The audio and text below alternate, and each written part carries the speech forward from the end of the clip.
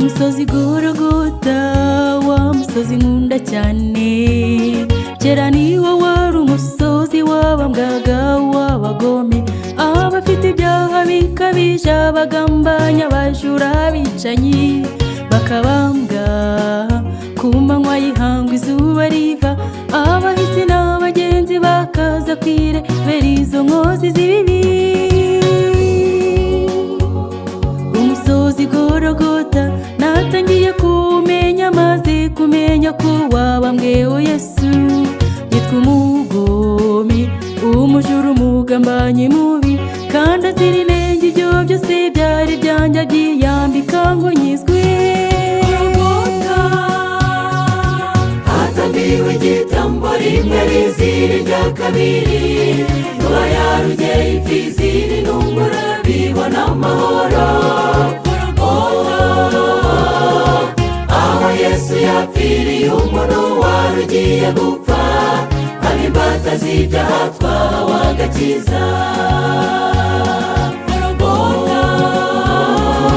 Hatambiwe igitambo rimwe, rizira irya kabiri, kuba yarugeye imfizi n'intungura bibona amahoro. Aho Yesu yapfiriye umuntu wari ugiye gupfa, haba imbata z'ibyaha twahawe agakiza. Habambwa abajura benshi, habambwa abicanyi benshi, abakoraga ibyaha bikabije babambwaga ku giti, bakageza ubwo bava mu mwuka bagapfa, bamwe batanihanye.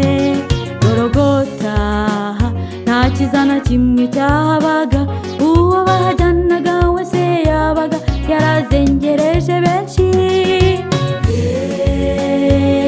Zacungura abo bagome, yemera kwitwa umugome kugira ngo akize wa muntu wagomye. Gologota, wa musozi nacunguriweho, ndawukunda kuko ari umwami wanjye, Yesu yambaturiyeho. Hatambiwe igitambo rimwe, rizira irya kabiri, kuba yarugeye imfizi n'intungura bibona amahoro. Aho Yesu yapfiriye umuntu wari ugiye gupfa, haba imbata z'ibyaha twahawe agakiza. Hatambiwe igitambo rimwe, rizira irya kabiri, kuba yarugeye imfizi n'intungura bibona amahoro.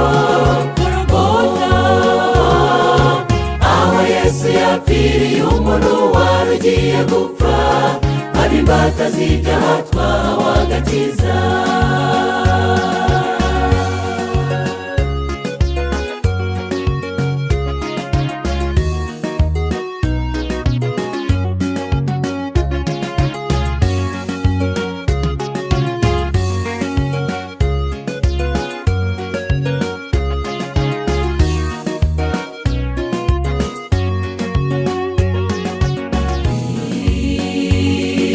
Hari imisozi myinshi, imwe tuyizi amazina ko ari miremire, iyindi ko ari myiza, ndetse bamwe bajya gutembera ngo birebere imisozi.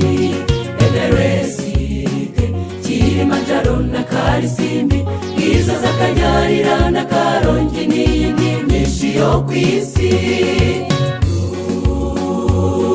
Iyo misozi ari myiza, nta n'umwe uzadutira umusozi umwami wanjye yancunguriyeho. Isaha igeze aratanga, ajyanwa mu gituro, ab'intwari mu bapfuye bose arazuka, niwe watsinze urupfu. Hatambiwe igitambo rimwe, rizira irya kabiri, kuba yarugeye imfizi n'intungura bibona amahoro. Aho Yesu yapfiriye umuntu wari ugiye gupfa, haba imbata z'ibyaha twahawe agakiza. Hatambiwe igitambo rimwe, rizira irya kabiri, kuba yarugeye imfizi n'intungura bibona amahoro.